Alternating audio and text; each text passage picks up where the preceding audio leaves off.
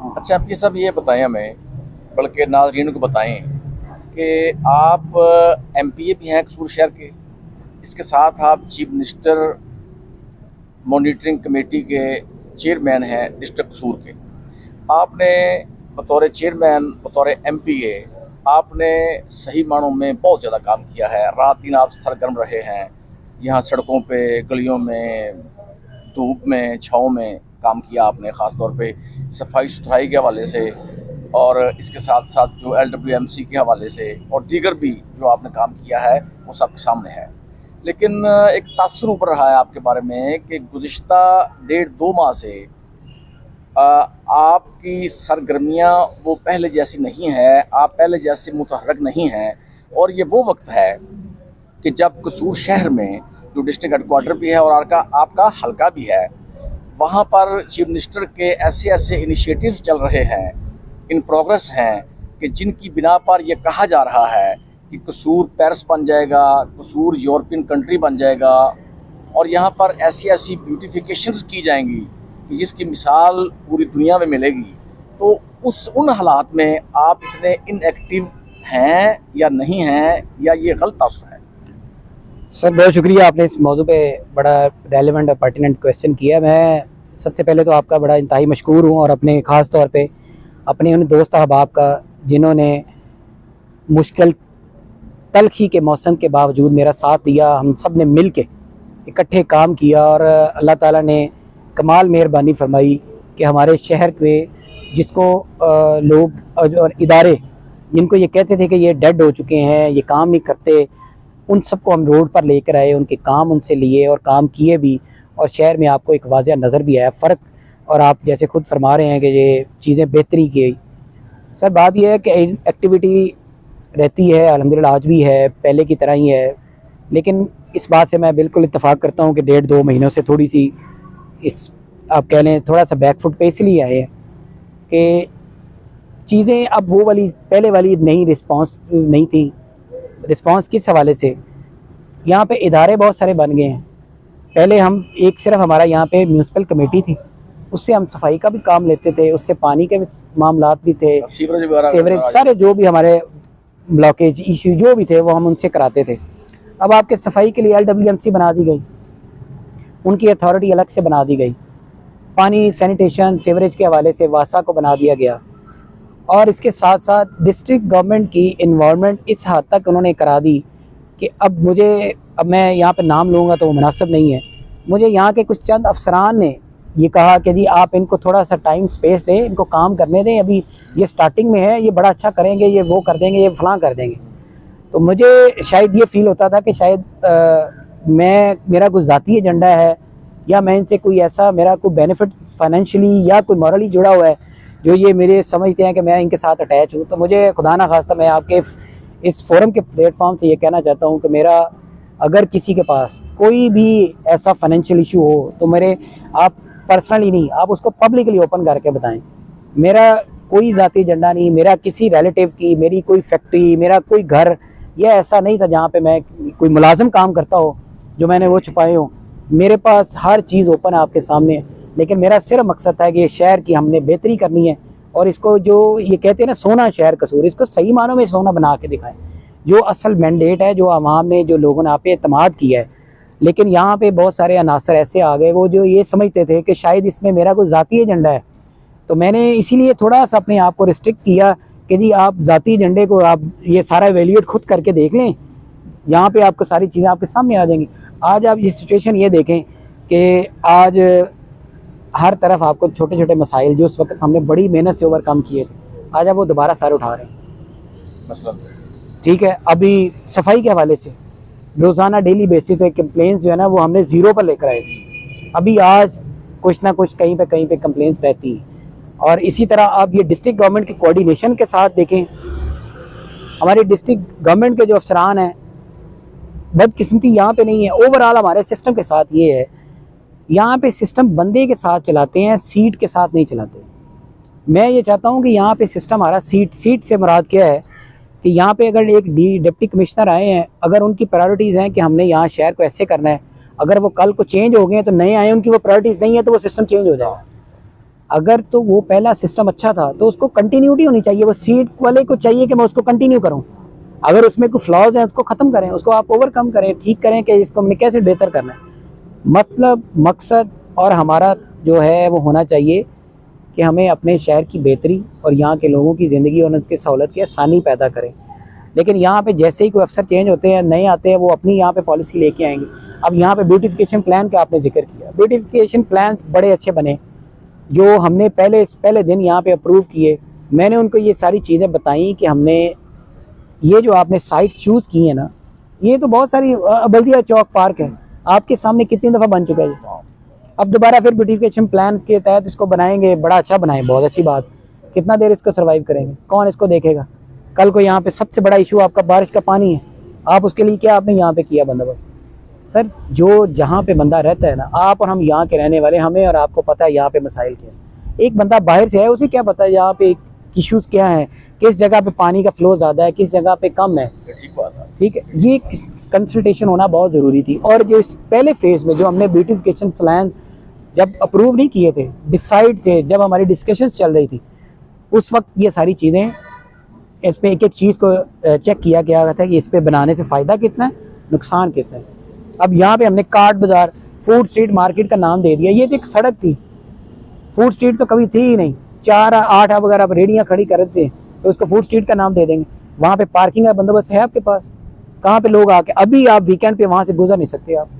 तो ये सारी चीज़ें सर कह देनी बड़ी आसान है और इन पे अमल करना बहुत मुश्किल है।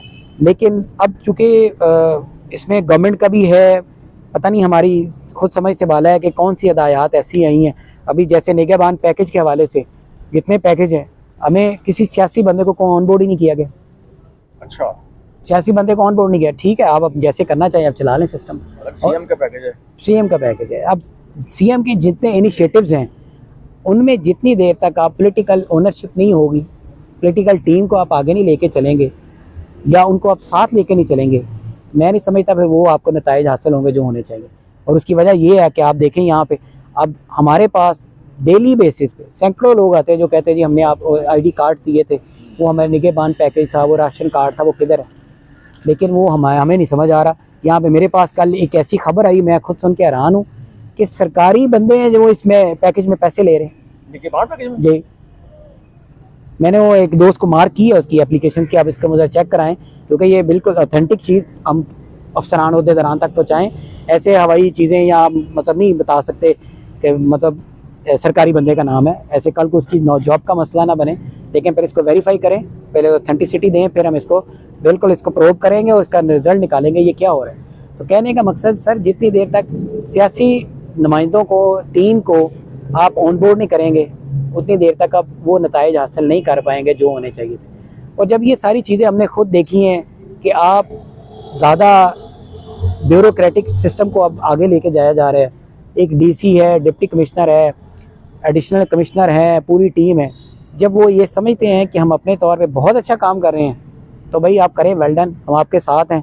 लेकिन जो भी उन पर नेगेटिव जो उनके आगे से रिबटल आते हैं उनको भी फिर खुद टेकल भी करें ना, आप खुद देखें।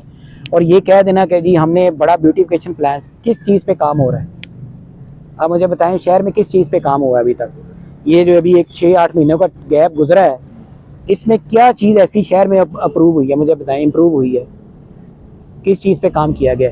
ये सारी चीज़ें अभी फ़िलहाल यहाँ से पैकेज प्लान बनेगा, ऊपर जाएगा अथॉरिटीज़ तक, फिर वहाँ से अप्रूव होगा नहीं होगा ये अल्लाह और वक्त बताएगा। हमें इस पे अभी तक कोई क्लैरिटी नहीं है।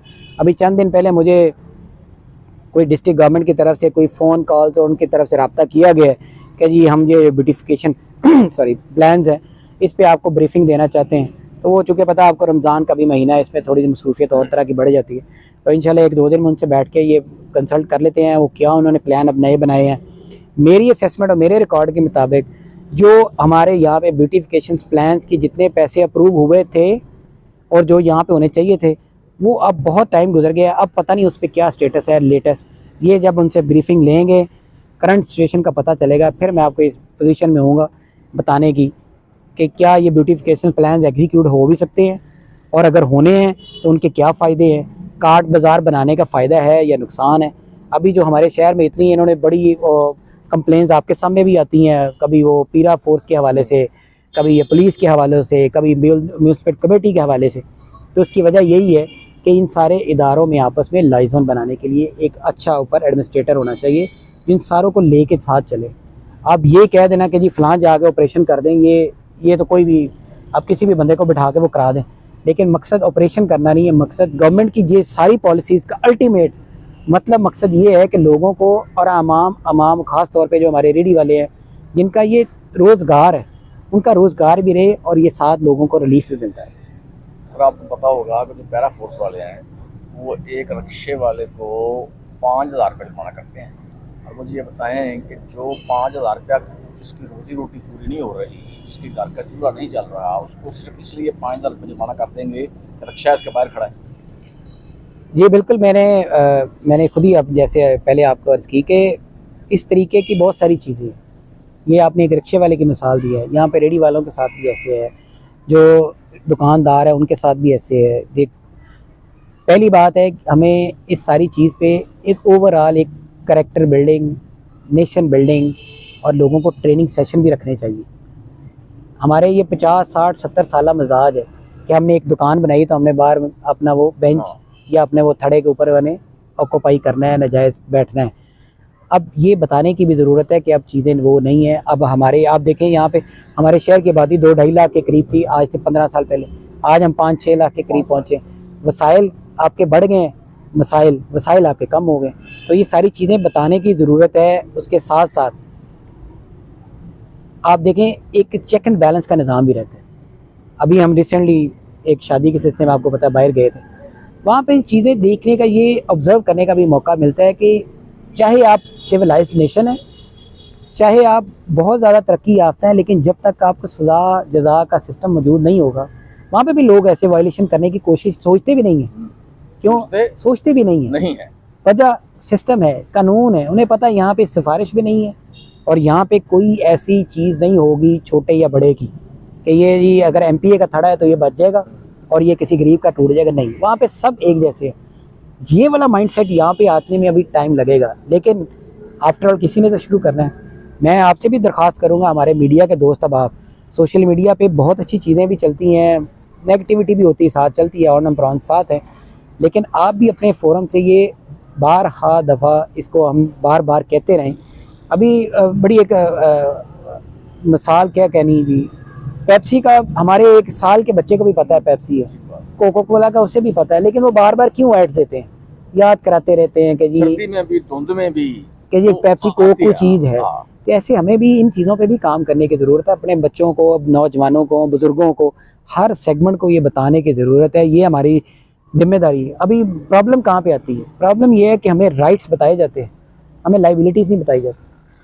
राइट मुझे बताया जाता है मेरे घर के बाहर सड़क हो, जिम्मेदारी नहीं बताई जाती इसके जाना कैसे, चलाना कैसे, मैंने रोड पे जाना कैसे।